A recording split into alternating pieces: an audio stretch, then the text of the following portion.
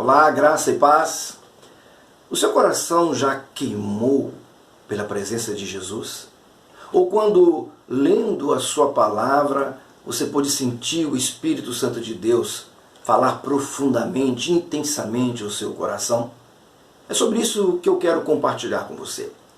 O texto de Lucas, capítulo 24, a partir do versículo 13, nos relata uma história muito interessante após a ressurreição de Jesus. Fala sobre os dois discípulos que iam até um povoado chamado Emaús. O texto nos diz que eles estavam falando acerca de todas as coisas que haviam acontecido naqueles últimos dias. Até que então Jesus aparece próximo a eles e começa a andar juntos. Mas eles não o reconheceram, porque ainda estavam com o seu coração endurecido.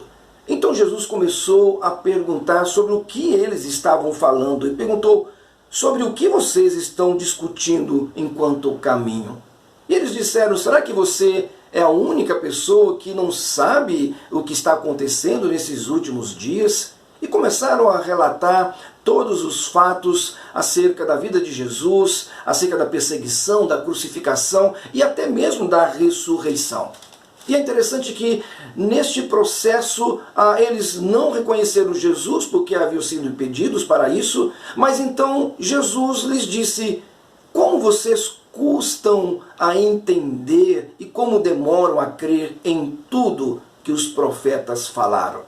E começou a falar sobre as promessas de Deus, sobre aquilo que Moisés havia falado e também todas as Escrituras. Então eles pararam em determinado lugar, convidaram Jesus para estar com eles ali. E Jesus então, quando parte o pão, eles se lembram que era o Mestre, era o Messias.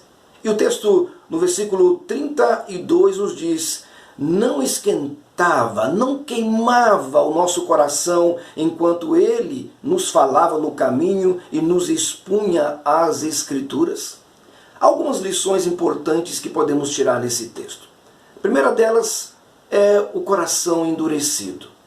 Parece que, como aqueles dois discípulos, em nossos dias muitos estão ainda com seus corações endurecidos sobre a verdade de Deus.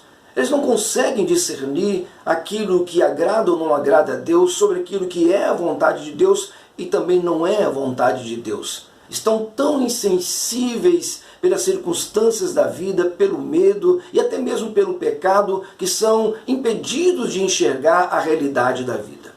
A outra lição que podemos tirar sobre isso é sobre a própria incredulidade.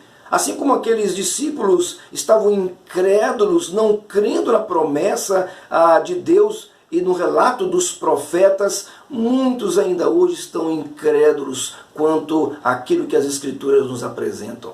Parece que não conseguem compreender porque estão completamente adormecidos espiritualmente, insensíveis no fundo do seu coração. A terceira e última lição que podemos tirar nesse texto diz respeito à própria presença do Senhor que queima o nosso coração. Como o Senhor deseja fazer do nosso coração algo que aqueça, queime profundamente com a sua presença todos os dias. Nós precisamos acreditar nas promessas. Nós precisamos acreditar no cuidado de Deus e crer em suas providências. Mas acima de tudo, nós precisamos ter Cristo no nosso coração, porque somente assim sentiremos este coração queimar com a sua presença e com a sua graça. E através da sua palavra, então saber qual é a boa, perfeita e agradável vontade do Senhor.